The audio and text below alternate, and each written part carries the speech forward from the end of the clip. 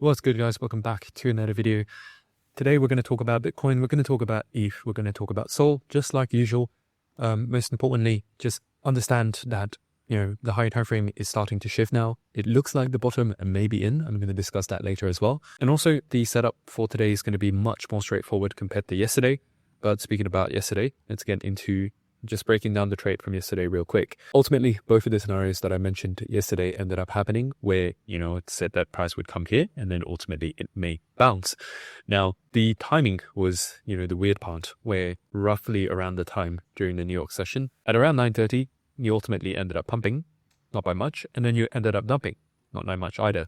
For me yesterday, that was just a no trade. Like, I did not personally take any trades. And this is a prime example of the type of trading day that you ideally want to avoid because, for the most part, from the London session all the way to the New York session, you went from a peak of $110,000 just all the way down to $109,000. Basically, it's just in the span of 9 hours worth of high quality trading hours, meaning from the London session to the New York session, you moved a grand total of $1,000. This is exactly the reason why I said yesterday was very uncertain, right? There are days like today where it's going to be immediately apparent what is going to be the move.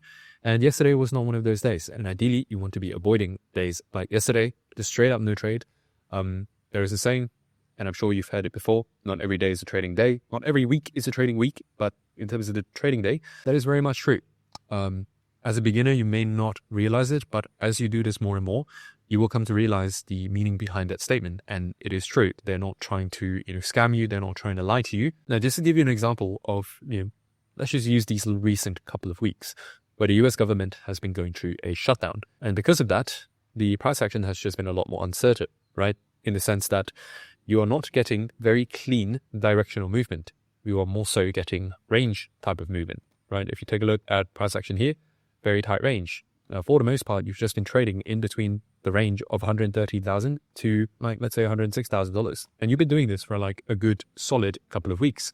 And if you take a look at even a more grand scheme of things, right? This versus this. And this is not to say that this is a bad thing, right? We also kind of foresaw this in the sense that part of the mechanisms that makes the market move is that after every high volatility movement, you tend to go into periods of low volatility. And vice versa. If you spend very long in a range, you ultimately just break out very aggressively. That's why the folklore in crypto tend to say that, the longer you spend in a range, the bigger the move is going to be. It is true. So right now, price is just really finding some sort of value area at this level. And eventually we are going to sweep the range lows and then ultimately break above the range highs. And the trend is going to continue. But patience is going to pay here just because, we are still within a range in the grand scheme of things. And the best opportunities within any sort of range is below the range low, meaning you want to ideally buy close to the range low and then you want to sell at the range high. This is the exact kind of setup that's been occurring here. For example, this is your trading range. After you sweep the range high, boom, you go opposite to the range low. And right now we're at the range low. So price is en route to the range high at the moment. Just understand that within the higher time frame, we are just simply forming a new range. Why are we doing this? Because this aggressive move here wiped out quite a lot of traders, which means a lot of orders have now been reset. Right now, both buyers and sellers need to, just grapple with each other to determine a new value area, which is a price where both sides of the market feel like it's a fair price to do transactions, whether it be selling, whether it be buying. I know that's quite a mouthful, but just understand that this is the purpose of forming ranges. You just need to create kind of a new floor in the market. So that eventually, if you do break out, then boom, you can come back into a proven value area with a lot of trading volume. Will have room to go from there. Now, the flip side could also occur in the sense that if you break lower, then this value area could become future resistance. But we're not going to make any predictions about that at the moment because, the range is still playing out and the price is still finding the new value area. Anyways, finally, we are able to get into the actual trade call for today. So starting things off, we finally got a bullish candle close, which means today we are going to be looking for longs. Now, as I've already kind of prefaced at the start of this video, the setup for today is going to be much more straightforward, much more obvious, and just much more clean compared to yesterday. The reason being is that, now we are coming into some sort of bullish PD array. We have a bullish daily bias. Besides that, we also have a bullish PD array over here where you have a bullish order block. And these are going to be the only two levels that I'm going to be looking for some kind of retracement before price continues going on to the upside. Why the upside? Because the daily bias towards the upside. Pretty simple. So now we go into the 5-minute chart and we can see that so far during the London session, you have broken above the Asia high, and at the moment you're retracing back into the Asia range to find support and ultimately continue the pump. So the setup today is going to be super straightforward. Anytime between the hours of 7 a.m. to 10 a.m., I'm going to look for just some sort of change in state of delivery. Heck, it could even happen like now in this sense, like this would be the change in state of delivery. Granted, we do not break lower. If we get something like this, that's going to be the entry. Stop's going to be here and you're going to target 2R. Pretty simple. And the beautiful thing about today is that compared to yesterday, we have news, right? Now, granted, there is still, the shutdown going on. But what's important to understand about news events is that it's not the actual news event or like the actual result or the print of the news event that moves the market. It's more so the anticipation of every market participant that, hey, price is likely going to move during these news times. That actually causes the market to move, all right? It's not about the data. It's not about, CPI is high or whatever. What you guys might have realized this already, but over the last 2 weeks, even though there is no official news being released, but during the usual news timings, i.e. 8:30 a.m., i.e. 9:30 a.m., even 10 a.m., you are still seeing the market move quite a lot actually, and that is not a coincidence. If you didn't believe me before when I said that news events actually do not matter, if you did not believe me before when I was telling or explaining to you that the result of news doesn't actually matter, I hope that this example here has shown you very clearly what actually moves the market, okay? Ultimately, when you learn how to read the price action, just like how smart money does, just like what we've done here over the last 8 months, again, the proof is in the pudding, right? We've averaged about an 80% win rate on all of these public calls that I make here on YouTube. And once you learn how to read price action, you'll figure out really quickly that whatever the news event is going to be, the clues are already in the price, right? As people say, these news events tend to be priced in, and it's true.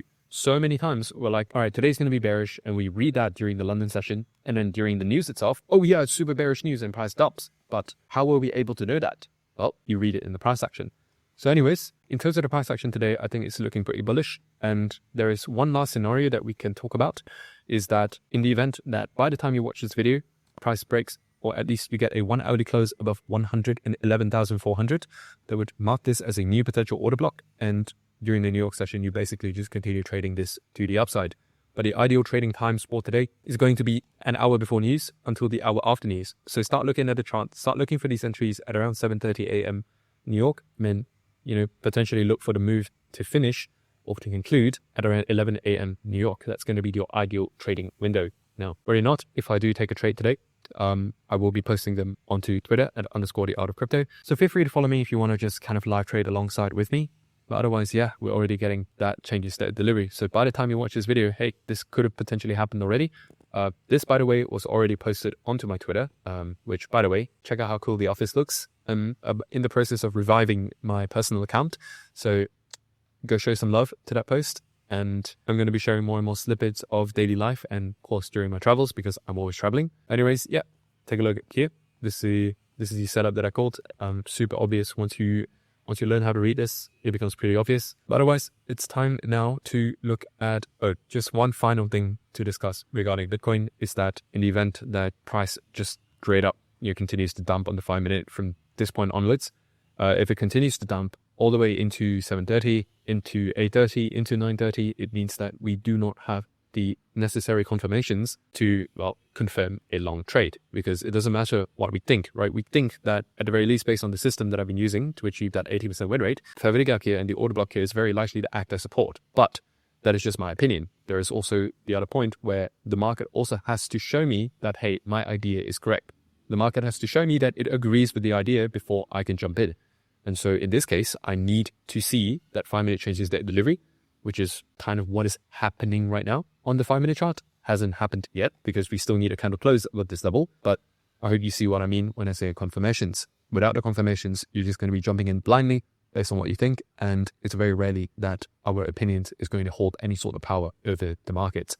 So just keep that in mind. Speaking about this 80% win rate strategy, by the way, working on something really interesting for you guys this upcoming Black Friday. So in about a month and a week from now, most likely doing a masterclass, just breaking down, step by step how to use the system and how you can apply it yourself. It's going to be completely free, of course. If you would like to, just sign up for that, secure your spot in the waitlist as early as possible. I will probably have some sort of sign up link next Monday. Now, if you don't want to miss the event and you want to be notified when the waitlist opens, feel free to sign up to the newsletter down in the first link of the description box below. Like, we are going to prioritize the people that are on the newsletter. And generally, in the first place, we are sending quite valuable stuff in the newsletter anyways, so you're not going to be missing out on much. Anyways, now that Bitcoin is over and done with, let's look at ETH. So if you guys recall what I mentioned on ETH yesterday, it's going to be like, if there was a world where you go longer, like if you would go long on ETH or Bitcoin, I would definitely choose ETH just because of how much stronger it looks compared to Bitcoin. And of course, Solana is looking even better, but we're going to get into that in just a bit. ETH, the setup is going to be very similar. Again, both of these are almost the exact same chart. You have this bullish fair value gap here, and you have this bullish order block here. Either way, right, you're just going to want to be looking for the exact same setup on Bitcoin. Pretty straightforward. And the target for ETH intraday, potentially you're looking at 41.10. If this happens, it's going to be super bullish for ETH because now you'll be breaking above the range high. If you're able to hold above the range high, then you're looking at potentially much more upside. And this is going to happen, or at the very least at the moment, Ethereum is looking much stronger than Bitcoin. So in terms of longs, I would definitely prioritize Ethereum. At the same time, we are en route to still breaking that key level on ETH BTC that I'm looking at, which is right here. Until you break this one, you don't want to be super certain that, hey, all season's back. But if you are able to get a daily close below this level right here, it's going to be looking pretty good for a continuation of alt season in November and December. And lastly, take a look at Solana. You have had a very bullish close, kaboom. That is a bullish order block now on the daily chart. Plus, if you take a look at the 1 hourly, you have quite a few key levels to go off of. One is this bullish order block right here.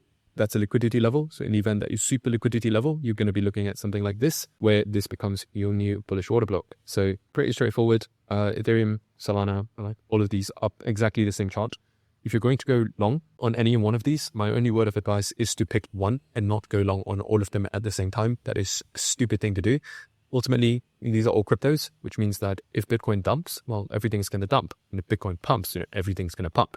If you take 3 trades at the same time, you're essentially just taking the same trade 3 times, which means you're exposing yourself to 3 times the amount of risk, which is just completely unnecessary. Pick one, whichever one that looks the best to you. Of course, I will be posting this on Twitter later. But otherwise, yeah, enjoy your weekend. Look forward to a couple of videos that I'm going to post throughout the weekend. It's going to be super valuable. Have a great day, guys, and have a great weekend. Ciao, ciao.